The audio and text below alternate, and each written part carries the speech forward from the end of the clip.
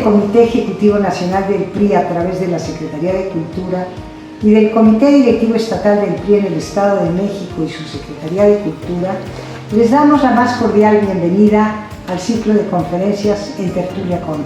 Es un honor contar con la presencia de Francisco Javier Estrada, poeta y ensayista, promotor literario en el Estado de México, editor, fundador de encuentros y talleres, que nos invita a conocer el universo creativo y talentoso de Sor Juana Inés de la Cruz, cumbre de la literatura mexicana.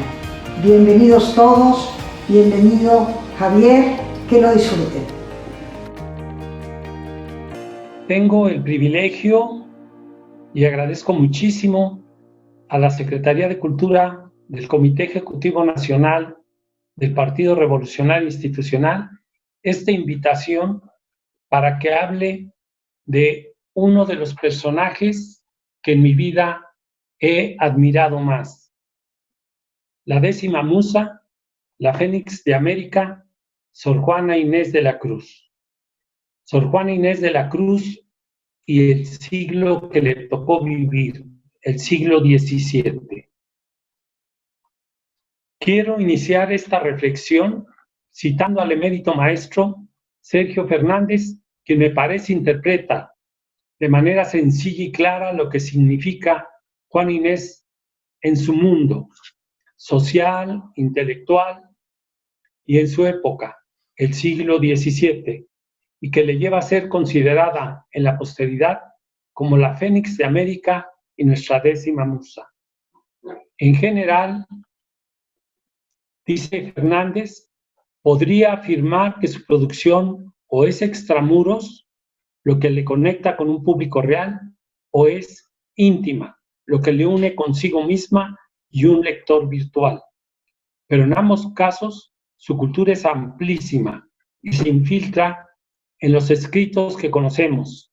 Repasa textos clásicos, griegos y latinos, cae en sus manos cotidianamente la Biblia y los padres de la Iglesia.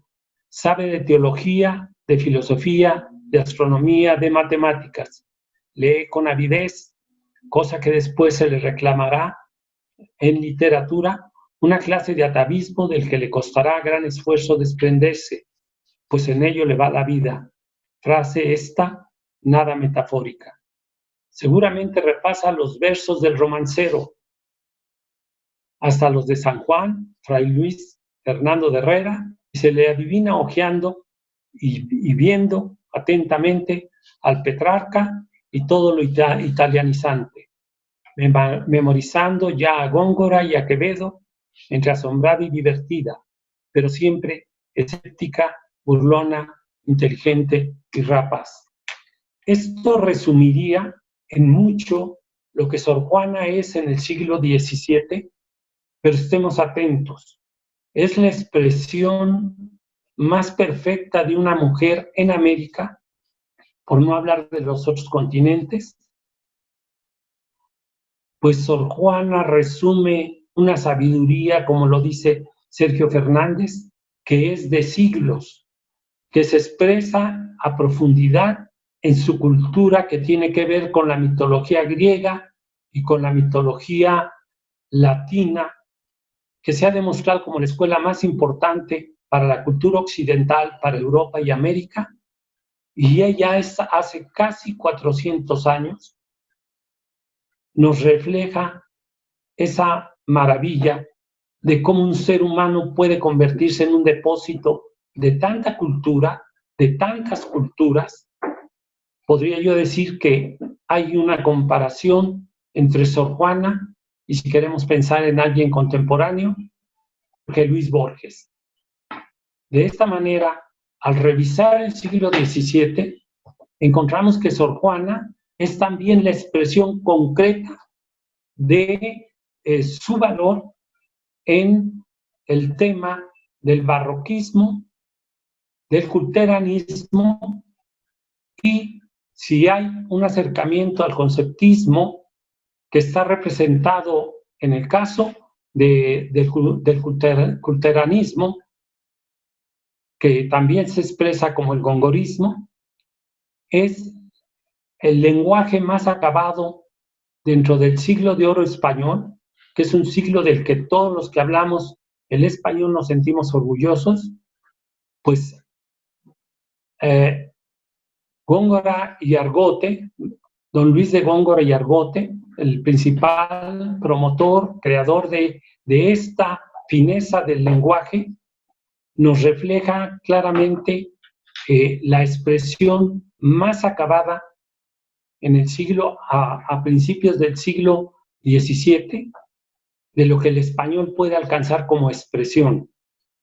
Por el otro lado tenemos a Francisco de Quevedo, que son los dos grandes pilares de la lengua española de los últimos 400 años, quien a través de acercamiento al lenguaje popular lo recupera también para señalar que la lengua española no solo tiene altos niveles de interpretación y de expresión, sino también tiene en la vida del pueblo los caminos para poder llevar adelante la lengua española.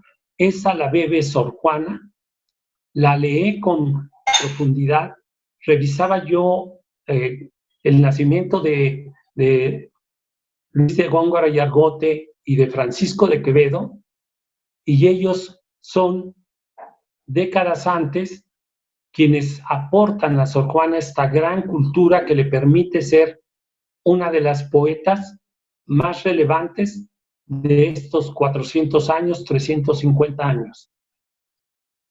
Y todo ello se resume además en ese planteamiento de cómo expresa Sor Juana su siglo. Lo expresa a través de una gran cultura que nosotros llamamos el barroco.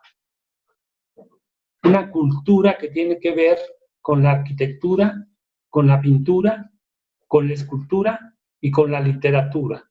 Eso incluiría también, sin duda, el vestuario. No dudaría que la propia cocina, porque el barroco, cuya expresión más fina, más completa, se da en Sor Juana, para hablar en términos de individuo, ¿sí? Nosotros lo vemos en sus retratos, su manera de vestir y de expresar, la presencia de sus libros. Todo es no un decorado, sino una cultura global en la que cada cosa tiene que ver con el resumen que es Sor Juana Inés de la Cruz. Sor Juana Inés de la Cruz, en ese siglo XVII, expresa a profundidad todas esas cualidades que ella hereda del siglo de oro, porque le toca ser una escritora en momentos difíciles. Momentos difíciles en cuanto a que el siglo de oro español se realiza en España. Y ya sabemos por los estudios que tenemos la fortuna de que muchas de las ediciones y de las visiones sobre el español vienen y paran en la Nueva España, en este caso en México, y particularmente en el Perú, que son los dos lugares, digamos, emblemáticos del Imperio Español. En caso en contra de lo que aquí se da, es que se le llama así la etapa España vive en ese siglo XVII, la etapa del neomedieval, la época neomedieval. ¿Por qué? Porque mientras los demás países de Europa ya estaban avanzando por el camino de la ciencia, dejando el mundo de la teología como reina por encima de las demás culturas, o por encima de los demás intereses de los seres humanos en la vida, y que habían, con el Renacimiento, habían empezado profundamente a dejar esa cultura medieval que se centraba en el mundo de la teología y en el mundo de la religión. En el caso de España, mientras Europa ya estaba avanzando, y la prueba de ello más clara era la presencia del filósofo, las ediciones, por ejemplo, el recurso del método de René Descartes, que se publica a mitad de la década del 630, ¿sí? Precisamente cuando todavía tenemos a Quevedo en vida y acaba de fallecer en 1627 Luis de Góngora y Argote. Bueno, todas esas cosas van dando un mundo bien difícil para Sor Juana, porque ella bebe de la mitología griega y latina, bebe de los pensadores más importantes. Por una razón, Sor Juana es un antecedente de Wolfgang Goethe, un hombre al que los alemanes admiran y adoran y consideran que es su genio por antonomasia. ¿Qué hace Goethe? Lo mismo que hacía Sor Juana, ver qué sucedía en la naturaleza. ¿Por qué las palomas y los palomos hacen tales movimientos? ¿Por qué un trompo hace los giros como los resuelve? ¿Por qué la naturaleza y los astros? Como dicen, Sor Juana fue una gran amante de la astronomía, porque nuestro genio como mujer era una renacentista, nada de lo humano le era ajeno. Y eso lo aprendemos increíble en el siglo XXI, que todavía no seamos capaces de seguir el ejemplo pedagógico y didáctico de Sor Juana. Bueno, pues ella, que bebió todo eso, que se dio cuenta de todo eso, y que comprende por preparación, por educación, pero también porque ella expresa el espíritu del barroquismo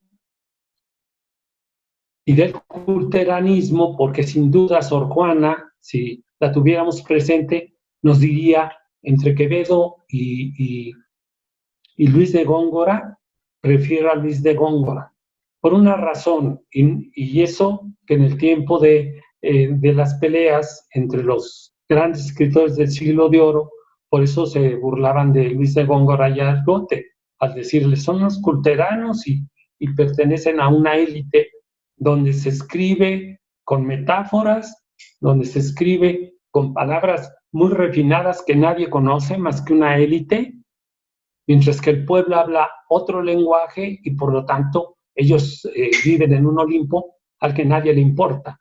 Y no es eso. Sor Juana aporta a la lengua española, por eso se le llama el neolatín, con el que hablan en la Nueva España y en el Perú, porque comienzan a aportar el lenguaje del pueblo, en el caso de México, particularmente de la lengua náhuatl, de la que Sor Juana es una enamorada y de la que ella terminará diciendo que no sabe qué infusiones le han dado sus vecinos, los indígenas, los niños, los adultos, las costumbres de los pueblos indígenas que la han enriquecido tanto. Eso es muy importante para el mundo del gongorismo, porque cuando revisamos a Luis de Góngora y Argote, encontramos precisamente lo que la generación del 27 española recupera: elaborar el pensamiento humano a través de palabras cada vez más avanzadas con respecto al 500 o al lenguaje o al castellano que hace 1000 años apenas comenzaba a elaborarse. Sor Juana es heredera de toda esa cultura. Nos resume de esta manera el siglo XVII, que parecería, sobre todo en los últimos 50 años, un siglo perdido para la Nueva España, precisamente porque Europa ya está en el mundo de Descartes, de la filosofía y de la búsqueda de la ciencia, y Sor Juana nos habla de ello y dice, bueno, yo soy un resultado del siglo XVII. Soy una mujer a la que solo le quedaba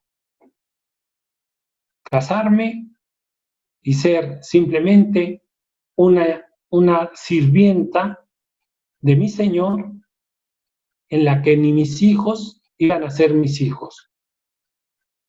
¿Por qué? Porque la mujer ha venido sufriendo eso desde hace miles de años y los últimos siglos para poder tener sus derechos. Sor Juana sabía que no iba a tener derechos.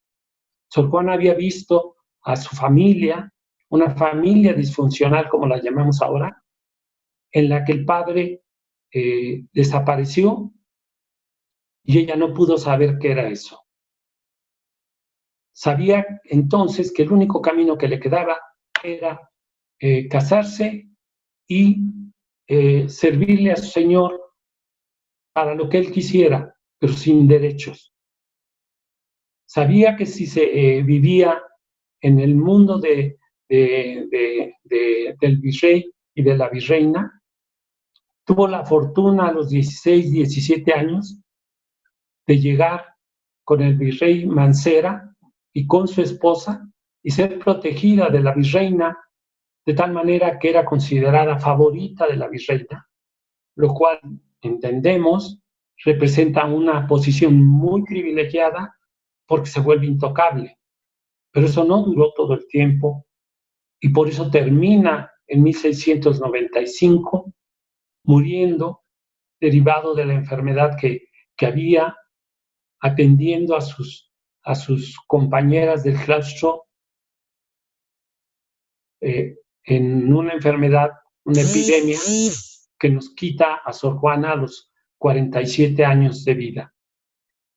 2 años antes deja sus libros por indicaciones del alto clero, que considera que Sor Juana se dedica mucho a las cosas profanas, es decir, peligrosamente a la filosofía, peligrosamente a la literatura, cuando si revisamos las ediciones de Sor Juana, en ese siglo XVII, fundamentalmente tienen que ver con sus villancicos, que me parece son la expresión más cariñosa, más espiritual de la Sor Juana, de la cual no se podían quejar los sacerdotes de aquel tiempo.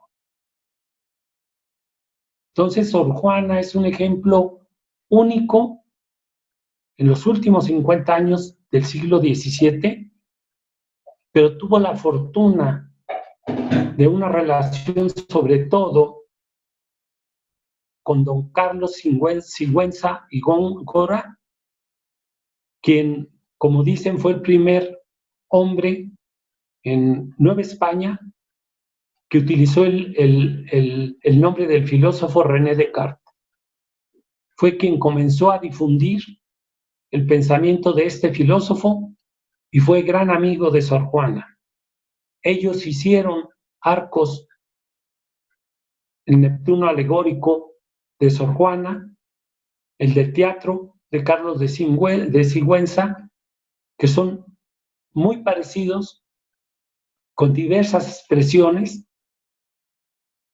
Lo que en Sor Juana es verdaderamente sorprendente y por eso se llama el neolatinismo, es que Sor Juana junta la mitología griega, el español o el castellano y la cultura y el lenguaje náhuatl, porque se atreve a plantear que el Neptuno, que viene desde las épocas griegas y de la mitología más antigua, resulta por el enorme paisaje que es el México de las lagunas, el reino propio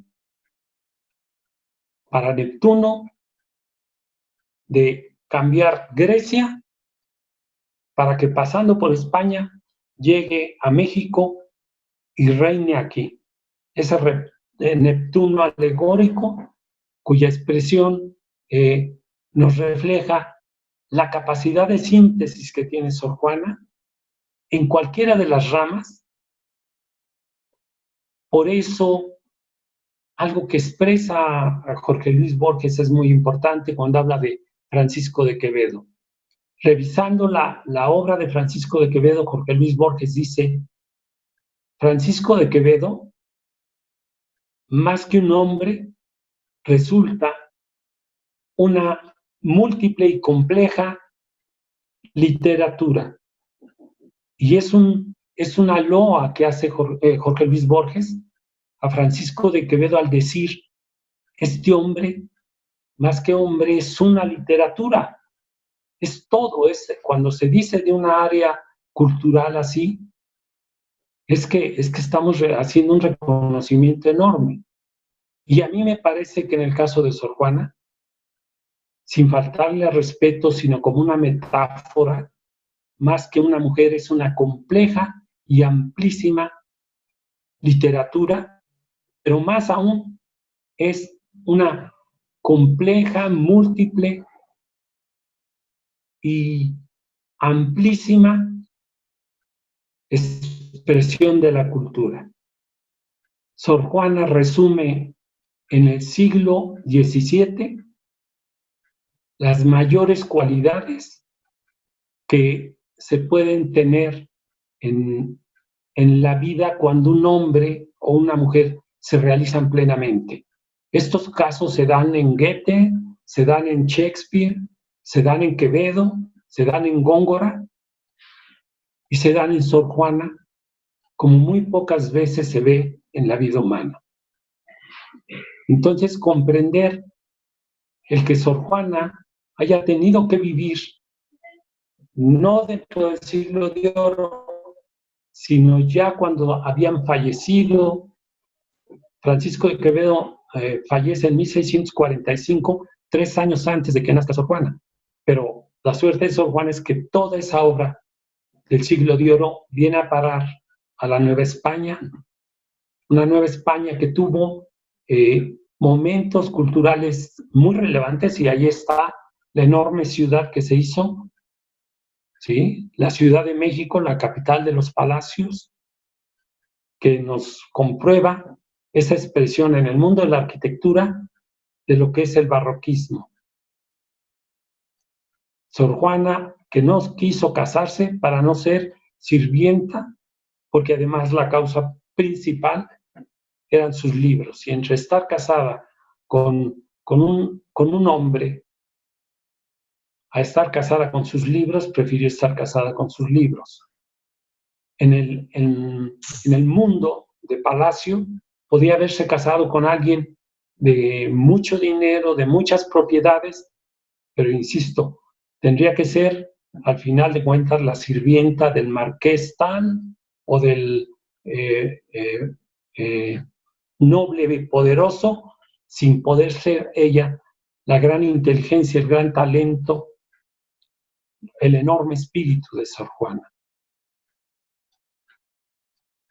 Sor Juana decide ir al claustro después de pasar por el convento de los Carmelitas, 3 meses, donde no pudo soportar el rigor en el que se vivía, y unos meses después, años, a los 2 años pasa al claustro de San Jerónimo, y ahí vive las 2 décadas más importantes de su vida. ¿Sí? Entonces, entender lo que Sor Juana representa es pensar en un ser humano que tiene múltiples aristas, múltiples vertientes, y buscar en dónde Sor Juana destaca, pues no es solo en la literatura, no es solo hombres necios que acusáis a la mujer, que es una genialidad y que comprueba algo. Volvemos al tema. Hace 370 años nace una mujer que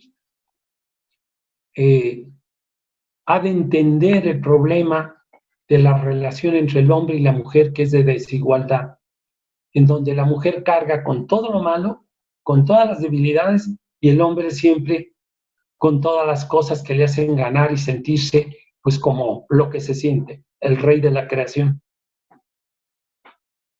Sus villancicos, ya lo dijimos, expresan una visión teológica, pero también muy humana, también muy del pueblo que le ha dado esas infusiones. Sus inquietudes dentro del campo de la filosofía están expresadas correctamente con una capacidad mental que nos hace ver la carta que le manda al obispo Fernández de la Cruz a Puebla para decirle, como le puso el nombre, Carta de Respuesta a Sor Filotea de la Cruz. Esa maravillosa carta o esa respuesta a Sor Filotea de la Cruz es también para América, no solo para México ni para Latinoamérica, uno de los textos más emblemáticos, más precisos de cómo hacer la propia autobiografía. A través de esa carta sabemos de su infancia, de sus inquietudes, de una expresión que va a traer durante toda su existencia, que es su deseo de saber, de lo que sucede en el mundo de los filósofos. El filósofo trata de comprender y trata siempre de romper los paradigmas que se plantean en el mundo de la ideología. Todos creemos que las cosas son de una manera y Sor Juana decía, no. Sor Juana decía, hay que investigar, hay que leer y más leer, hay que estudiar y más estudiar para poder comprender. Y esa simple palabra de comprender o comprensión es la expresión más perfecta de cómo el ser humano puede ser mejor. Comprender por qué el mundo de la maldad, comprender por qué el mundo de las relaciones en familia se dan como se dan, por qué a ella le tocó una familia disfuncional, por qué logró salir adelante, que siempre tendremos que decirlo, porque hay genios en la vida de la historia humana que logran salir adelante a pesar de las circunstancias, que el filósofo Ortega y Gasset expresa en cierto momento, yo soy yo y mis circunstancias. Sor Juana es sus circunstancias, pero que fue con gran inteligencia capaz de rebasarlas. Su obra, en miles de páginas, es una de las obras más emblemáticas de la literatura española y no hay duda de que si hubieran vivido Luis de Góngora y Argote y Francisco de Quevedo junto a Sor Juana, yo no sé qué charlas hubieran tenido, que seguramente hubieran pasado noches y noches junto con los días, hablando sin terminar de todo lo que sabían, de todo lo que les preocupaba, de todo lo que era una vida, una existencia en su expresión más completa. Porque los tres, ahí está Sor Juana, en el siglo de oro, habiendo llegado 30, 40 años después de la muerte de sus más geniales representantes. Y puedo decir con enorme afecto que quienes han revisado, como se dice, por parte de Carlos Elizondo, uno de nuestros sorjuanistas más importantes, ya fallecido, el siglo XX fue la avalancha de estudios e investigaciones sobre Sor Juana Inés de la Cruz. Y tendríamos que pensar en las expresiones de Sor Juana en relación a su texto más acabado. ¿Cuál es ese texto?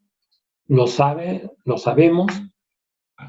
Sueño o primer sueño, que representa ahí el resumen de todo lo que hemos dicho y que dice Sergio Fernández, ¿sí?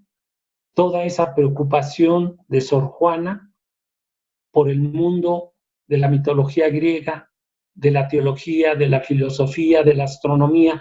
Por eso resulta tan difícil ese poema de más de 900 versos, un poema largo, que había muy pocos ejemplos. Las soledades de Luis de Góngora, Los sueños de Francisco de Quevedo.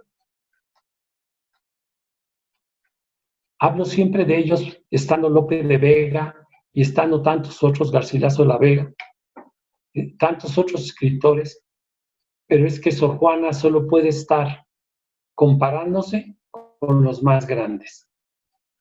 El poema largo, de profunda expresión filosófica y en varios casos de planteamientos metafísicos, ¿sí?, que lo hacen precisamente un poema difícil de comprender,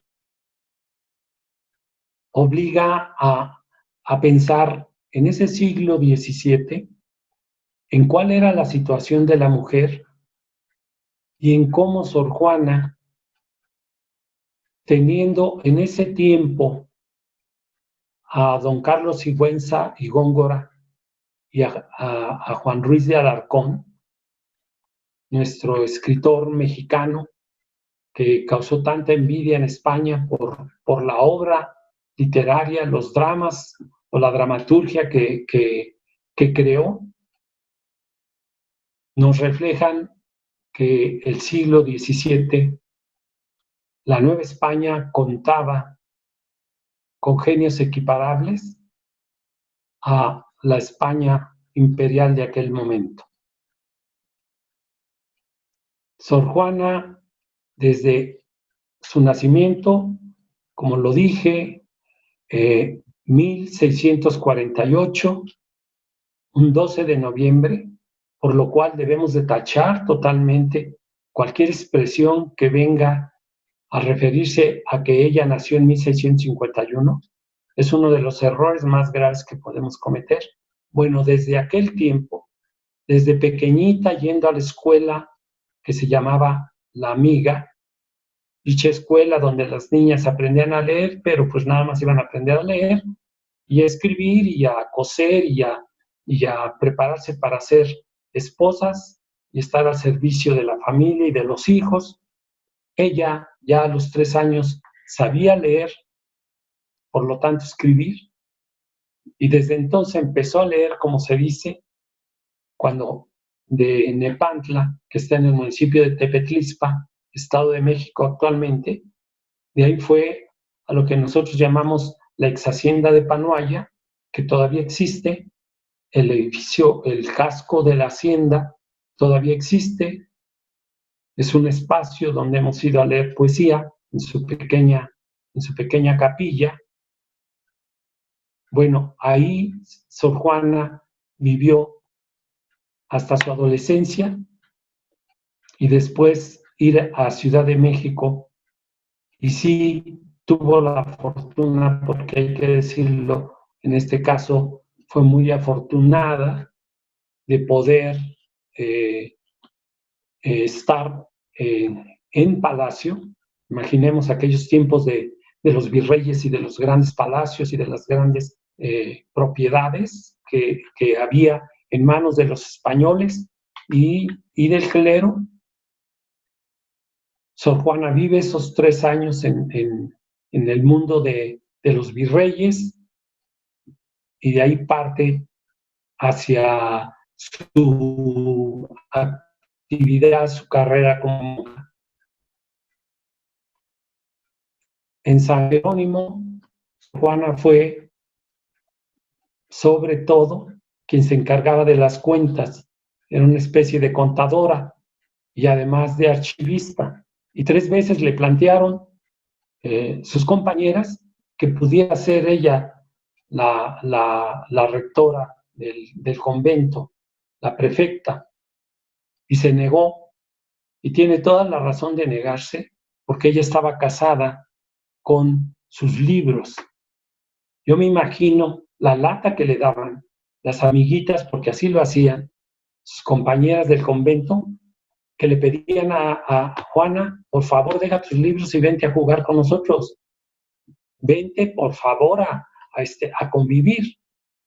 Era lo que en estos tiempos a nuestro maravilloso José Emilio Pacheco, sus compañeros escritores le decían: ya deja tus libros, José Emilio, y vente un rato a convivir, vamos a tomar el café.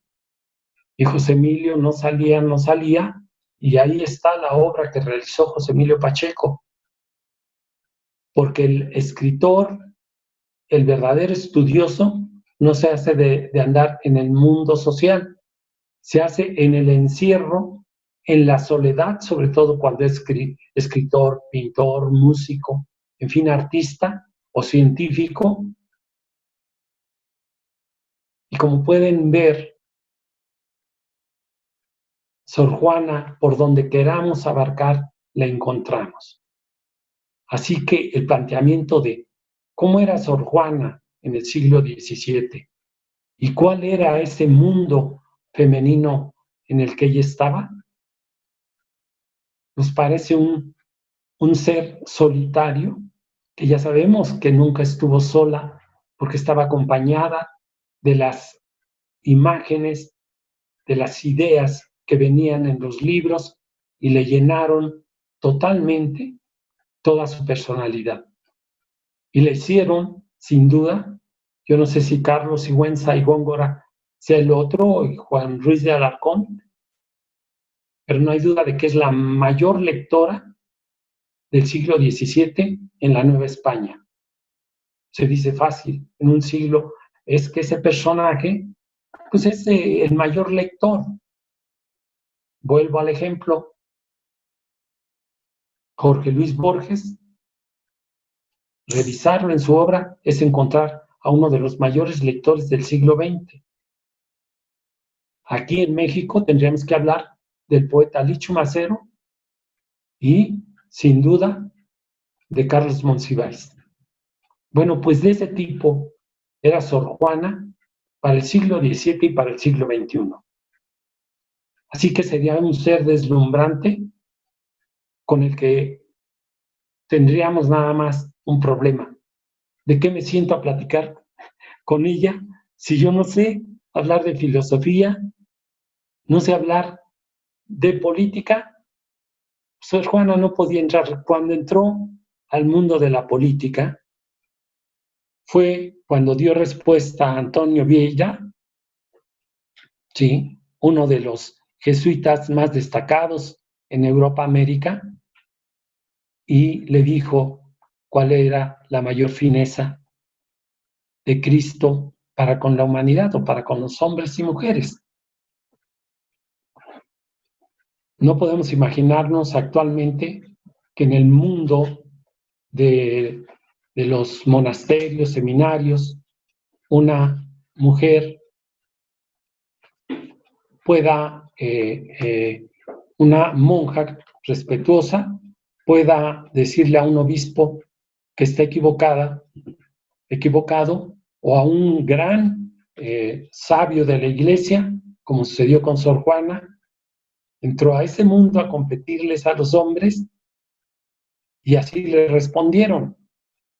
Pero Sor Juana, en su genialidad, dice: yo humildemente, como Santo Tomás, cuando le preguntaron algo, dijo que no podía responder.